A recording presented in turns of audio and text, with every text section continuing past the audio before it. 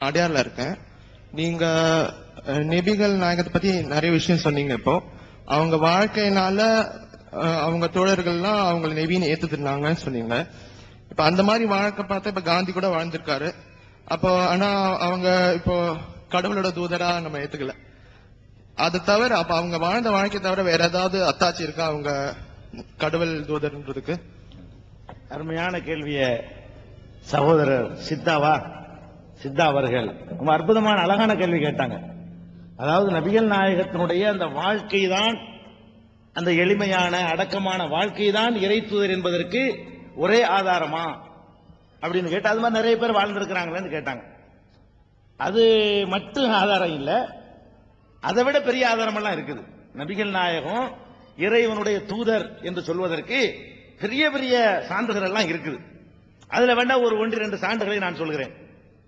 அவர் என்ன செய்தார்னு கேட்டா, நான் கடவுளுடைய தூதர் என்று சொல்லி கடவுளிடமிருந்து தனக்கு வந்ததாக சொல்லி ஒரு செய்தியை மக்கள்கிட்ட தந்தார். வேதம் என்று சொல்லி, குர்ஆன் என்று நாங்கள் சொல்கிறோம் இல்லையா, இந்த குர்ஆன் இது என்னுடைய வார்த்தை இல்லை, இது கடவுளுடைய வார்த்தை.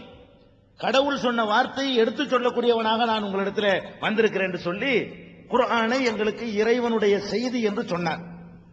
இந்த குர்ஆன் தான் நபிகள் நாயகம் இறை தூதர் என்பதற்கான அசைக்க முடியாத பெரிய நிரூபணம்.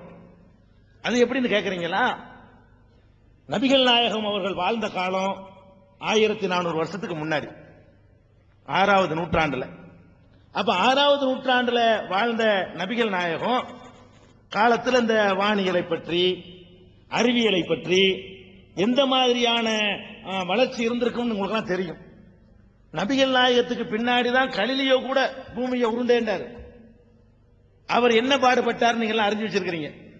அப்ப நபிகள் நாயகத்துடைய காலத்துல அறியாத மக்கள் நிரம்பி அந்த காலத்துல ஒரு அறிவும் இல்லாத ஒரு சமுதாயத்துல தான் இவர் இந்த வேதத்தை கொண்டு வர்றார். அந்த வேதத்தை எடுத்து இன்னைக்கு புரட்டி பார்த்தால் 20ஆம் நூற்றாண்டில் வாழக்கூடிய ஒருவன் எல்லா விதமான வசதி வாய்ப்புகளையும் ஆய்வு செய்வதற்குரிய வசதி வாய்ப்புகளையும் பெற்றிருக்கக்கூடிய ஒருவன் எதை கண்டுபிடிச்சு சொல்லுவானோ அதை 1400 வருஷத்துக்கு முன்னாடி அவர் வாயினால சொல்றார். அவர் மந்திரத்தில் சொல்ல முடியும். அவருடைய மனிதர் என்ற நிலையில் அவரால் சொல்லவே முடியாது. அந்த காலத்தில் இருந்த அறிவை கொண்டு, அந்த காலத்தில் இருந்த வசதிகளை கொண்டு, அவருக்கு இருந்த கல்வி தகுதியை கொண்டு. ஏன் கல்வி தகுதின்னு சொல்றேன்னு கேட்டா, அவருக்கு எழுதவும் தெரியாது, படிக்கவும் தெரியாது, வாசித்து தான் காட்டினார் குர்ஆனை.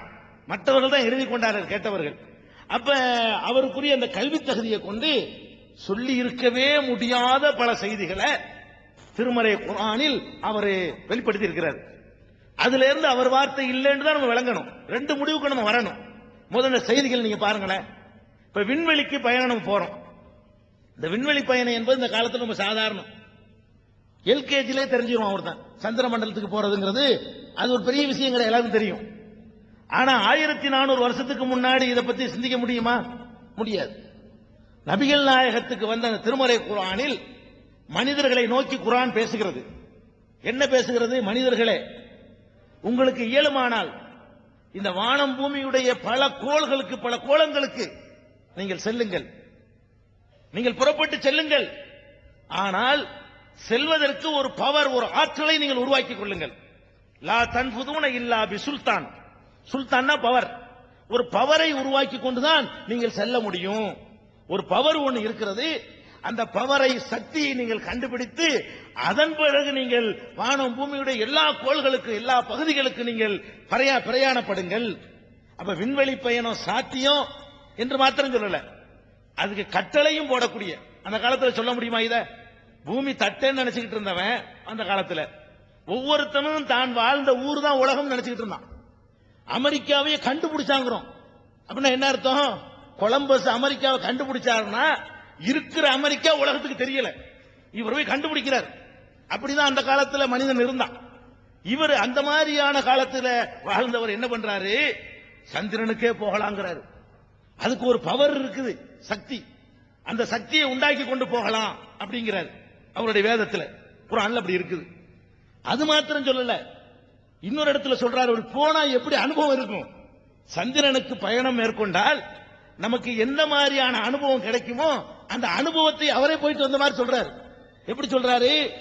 யார் ஒருவன் தவறான வழியிலே செல்கிறானோ, குர்ஆனுடைய ஒரு வசனம் இது, அவனுடைய இதயம் சுருங்கி விடுகிறது. இதயம் வந்து சுருங்கி போயிடுதான்.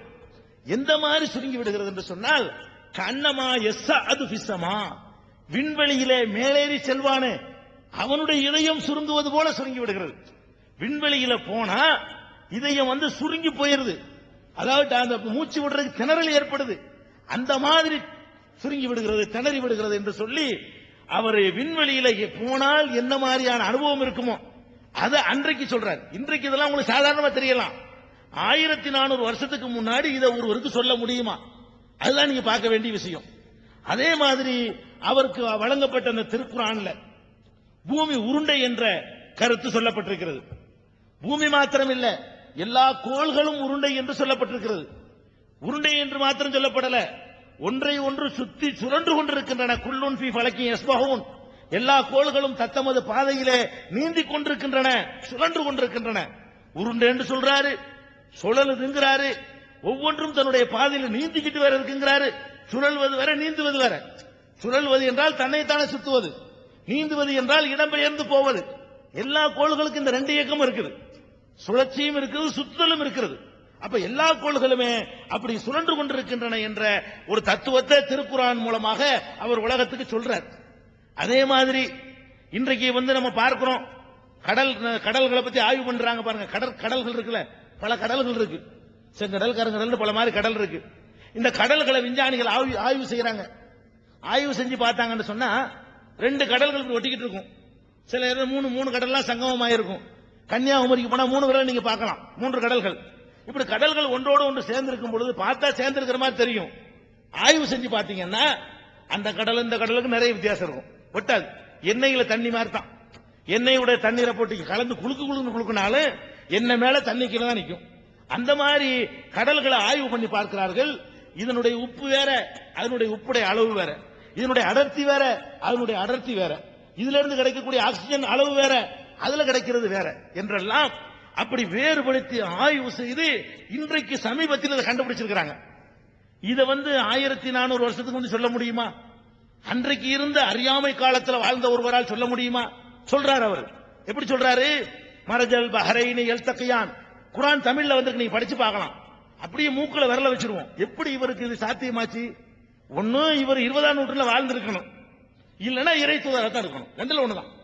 இவர் சொல்ற இந்த செய்தியை பார்த்தா அவர் 20ஆம் நூற்றாண்டுல வாழ்ந்தவரா இருக்கணும், இல்லைன்னா இது உலகத்தை எல்லாம் படைச்சு பரிபாலிக்கிற கடவுளுடைய வார்த்தையா இருக்கணும். கடவுளுக்கு இதெல்லாம் தெரியும்.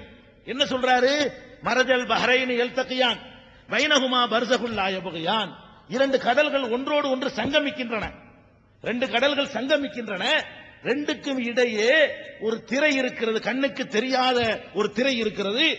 ஒன்றோடு ஒன்று கலந்து விடுவதில்லை, ஒன்றோடு ஒன்று சேர்ந்து விடுவதில்லை. குர்ஆன் சொல்லுது. இப்படி 2 கடலும் சேர்ந்து இருந்து உள்ளுக்குள்ள ஒரு திரை இருக்கு, தடை இருக்குங்கிறத வந்து அவர் கடல் பயணம் மேற்கொள்ளாத முகமதுக்கு எப்படி தெரியும்? அவர் கடல் பிரயாணமே செஞ்சதில்லை. கடல் பிரயாணம், கப்பல் பிரயாணம், அவர் ஒட்டக பிரயாணம் செஞ்சிருக்காரே தவிர கடல் பயணம் மேற்கொண்டதில்லை. கடல் பயணம் செய்யாதவர் கடலை பற்றி சொல்கிறார். எதை சொல்றாரு? 20ஆம் நூற்றாண்டில் வாழக்கூடிய கண்டுபிடிப்பாளர்கள் என்ன சொல்வார்களோ அதை சொல்கிறார். அப்ப இதையெல்லாம் பார்க்கிறோம். ஒரு மனிதன் கருவுல உருவாகிறான், கருவுல என்னென்ன ஸ்டேஜ் இருக்குங்கிறத இன்னைக்கு ஸ்கேன் பண்ணி பாத்திர முடியும். அன்றைக்கு சொல்ல முடியுமா? சொல்ல முடியாது. ஆனா அவர் எதை கடவுள் வேதம் சொன்னார், அதுல ஒவ்வொரு மாதத்தில் இருக்கக்கூடிய அந்த ஸ்டேஜ் என்ன பொசிஷன்ல இருக்கும், என்ன நிலையில இருக்கும் என்று ஆய்வு செய்து சொன்ன மாதிரி இன்றைக்கு விஞ்ஞானி என்ன சொல்றானோ அதை அன்னைக்கு சொல்லியிருக்காரு. மாரிஸ் புகைல்ங்கிற ஒரு பெரிய அறிஞன் இதை ஆய்வு பண்ணிட்டு விஞ்ஞான ஒளியில் பைபிளும் குர்ஆனும் ஒரு புத்தகமே எழுதியிருக்கிறான், பெரிய புத்தகம். அவன் ஆச்சரியப்படுறான். அவன் இஸ்லாத்தை நோக்கி வராவிட்டால் கூட, அவன் கிறிஸ்தவனாக இருந்தா கூட அவன் என்ன சொல்றான்? அறிவியல்ல உரசி பார்த்தால் குர்ஆன்ல ஒண்ணு கூட என்னால வந்து அறிவியலுக்கு முரண்டு சொல்ல முடியாது அப்படிங்கிறது. அப்ப இந்த குழந்தை கருவளர்ச்சியில இருந்து மழை பெய்யறதுல இருந்து என்ன மாதிரி மழை பெய்யுது, எதனால் மழை பெய்கிறது, தாவரங்கள் உற்பத்தி ஆகுறதுல இருந்து எதை சொன்னாலும் 20ஆம் நூற்றாண்டுக்கு பொருந்தும், இன்னொரு 10 நூற்றாண்டு போனாலும் பொருந்தும். அந்த மாதிரியான ஒரு அடிப்படையில அவருடைய வேதத்தின் ஒவ்வொரு வரிகளும் வார்த்தைகளும் அமைந்திருக்கின்றன. இன்னும் ஒரு சுவாரஸ்யமான ஒரு செய்தியை கூட நான் சொல்லலாம். இப்ப நம்ம தேன் இருக்கிற தேனுக்கு நல்ல மருத்துவ குணம் இருக்குன்னு இன்னைக்கு சொல்றாங்க. குர்ஆன் அப்படி சொல்லுது. தேன் வந்து மருத்துவ குணம் உடையது, அது குர்ஆன் சொல்லுது. அதல்ல பிரச்சனை, அது எல்லாரும் சொன்னதுதான். இது அந்த காலத்துல சித்தர்களை சொல்லி தான் வச்சிருக்கிறாங்க. ஆனா தேன் எப்படி உருவாகுதுங்கிறத பத்தி நிறைய பேருக்கு தெரியாது. இங்க வந்திருக்கிற மக்கள் விட நிறைய பேருக்கு தெரியாது. என்ன நினைச்சு வச்சிருக்கிறாங்க, தேன் வந்து தேனீக்கள் வந்து எடுத்துக்கிட்டு போய் நமக்காக அந்த தேன் கூட்டுல சேர்த்து வைக்கிது, நம்ம போய் எடுத்துட்டு வர்றோங்கிறாங்க. அப்படி கிடையாது.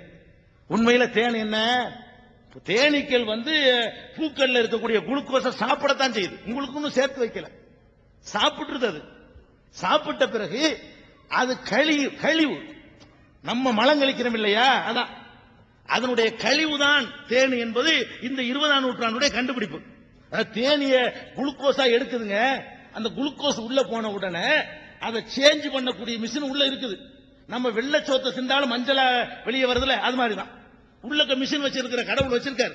அந்த தேனிக்குள்ள உள்ள மிஷின் என்ன பண்ணுதுன்னா குளுக்கோஸ் அப்படியே மாத்தி நமக்கு சாப்பிடுறதுக்கு தகுந்த மாதிரியான ஒரு கழிவு பொருளாக வெளியே தள்ளுது.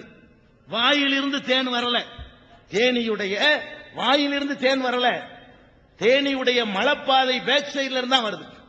கழிவு தான் தேன், நம்ம ருசியா குடிக்கிறோம். இது எப்ப கண்டுபிடிக்கிறான், 50 வருஷத்துக்கு முன்னாடி இதை கண்டுபிடிக்கிறான். பெருசாக்கி தேனிய என் சைஸுக்கு பெருசாக்கணும் வைங்க, அப்ப எங்க இருந்து கண்டுபிடிச்சிடலாம்ல. அந்த மாதிரி தேனியை பெருசாக்கி அது எங்கிட்டு இருந்தா இது வருதுன்னு பார்த்தான்னு சொன்னா கரெக்டா தெரியுது, இப்படித்தான் வருது. இத 50 வருஷம் தான் ஆகுது இதை உலக மனுஷன் கண்டுபிடிச்சு. சின்ன உருப்படியா இருந்தாலும் கண்டுபிடிக்கல. அதுக்கு முந்தைய வரைக்கும் வாயில வருதுன்னு சொல்லிட்டு இருந்தான். இதை சொல்ல முடியுமா 1400 வருஷத்துக்கு முன்னாடி? ஆச்சரியத்திலே ஆச்சரியம். தேனின்னு ஒரு அத்தியாயம் இருக்கு குர்ஆன்ல, தேனி என்ற பெயர்லயே. அதுல சொல்லப்படுது பாருங்க, யஹ்ருஜு மின் புதூனிஹா ஷராபுன் முஹ்தலிஃபுன் அல்வானுஹு. இது அரபி டெக்ஸ்ட். இதுக்கு என்ன அர்த்தம், தேனீக்களின் வயிற்றிலிருந்து வெளியேறுகிறது, வாயிலிருந்து இல்ல. புத்தூன் என்றால் வயிறு. அரபு நாட்டுக்கு போன இந்து சகோதரர்கள் இருந்தா கூட தெரியும், பத்தனி என்றால் வயிறு, அதனுடைய பன்மைதான் புத்தூன்கிறது. யஹ்ருஜு மின் புதூனிஹா, அதனுடைய வயிற்றிலிருந்து வெளிப்படுகிறது. ஷராபுன் முஹ்தலிஃபுன் அல்வானுஹு, பலதரப்பட்ட நிறங்களை கொண்ட ஒரு மதுரமான பானம் வயிற்றிலிருந்து வெளிப்படுகிறது, வாயிலிருந்து வெளிப்படல. இப்படி சொல்ல முடியுமாங்க? அதை படிக்கிறோம். இதெல்லாம் சில எடுத்துக்காட்டுகள். இதுக்குன்னே குர்ஆன்ல உள்ள அறிவியல் உண்மைகளுக்கு என்று தனியாக 3 மணி நேரம் ஓடக்கூடிய ஒளிநாடா இருக்கிறது, கேசட் இருக்கிறது. நீங்க அதுல பாத்தீங்கன்னா இன்னும் நிறைய செய்திகள் நம்ம சொல்லி இருக்கிறோம். அதுவே தலைப்பாகி விடக்கூடாது. இப்ப நான் உங்கள்ட்ட சொல்வது என்ன என்று கேட்டால், தமிழில் திருக்குர்ஆன் வந்திருக்கிறது, நீங்கள் படித்து பாருங்கள். அதுல உள்ள ஒரு விஷயம் இது இந்த நூற்றாண்டுக்கு பொருந்தாது. இந்த விஷயத்தை பத்தி குர்ஆன் தப்பா சொல்லுது, குழந்தை பிறக்கிறத பத்தி தப்பா சொல்லுது, மழை பெய்யறத பத்தி சொல்றது தப்பு, பூமி சூரியன் சந்திரன் என்னுடைய இயக்கங்களை பத்தி சொல்றது தப்பு, காற்றை பத்தி சொல்றது தப்பு என்று ஒன்று கண்டுபிடிங்கள் பாப்போம். ஒன்னே ஒன்னு, ரொம்ப வேணாம், ஒன்றே ஒன்று இந்த 20ஆம் நூற்றாண்டு அறிவியலுக்கு எதிரானது சொல்லவே முடியாது. அந்த அளவுக்கு நபிகள் நாயகம் அந்த அறியாமை காலத்தினுடைய வாழ்ந்த முகமது சொல்றாருன்னா அதான் நாங்க பாக்குறோம். இவருக்கு இப்படி இதெல்லாம் தெரியும். அந்த காலத்து மக்களுக்கு வந்து அவருடைய நன்னடத்தை மட்டும்தான் ஆதாரமா இருந்துச்சு. இந்த காலத்துல எங்களை பொறுத்த வரைக்கும் நன்னடத்தை பிளஸ் அவர் தந்த வேதம். இன்றைக்கு எழுதினால் ஒவ்வொரு மனுஷன் எழுதின புஸ்தகத்தை திருத்திக்கிட்டு இருக்காங்க.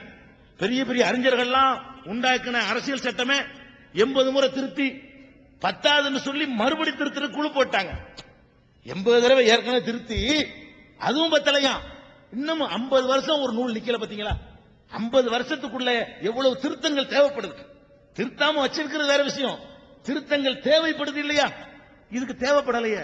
இது இந்த திருத்த ஆவணு இந்த காலம் சரிப்படாது. அதனுடைய சட்டமோ கொள்கையோ கோட்பாடோ அறிவியலை பற்றிய உண்மைகளோ எதுவும் திருத்த தேவையில்லை. இப்படியான ஆதாரங்களை வைத்துத்தான் அவர் கொண்டு வந்தது இறை செய்தி என்றால், இறை செய்தியை கொண்டு வந்தவர் இறை தூதர். அது கடவுள் செய்தியா இருக்கணும், இல்லைன்னா நபிகள் நாயகம் இந்த நூற்றாண்டில் வாழ்ந்தார்னு சொல்லணும். இந்த நூற்றாண்டில் வாழவில்லை என்று சொல்லிவிட்டால் அவர் அற்புதமா வந்துச்சு. பின்ன அவரே கடவுள் இல்லைன்ட்டாரு. அவர் கடவுளா இருக்கணும் இல்லைன்னா, அவர் நான் கடவுள் இல்லைன்ட்டாரு, நான் மனுஷன்ட்டாரு, கடவுள் தூதர்ன்ட்டாரு. அப்ப நம்ம இறை தூதர் என்பது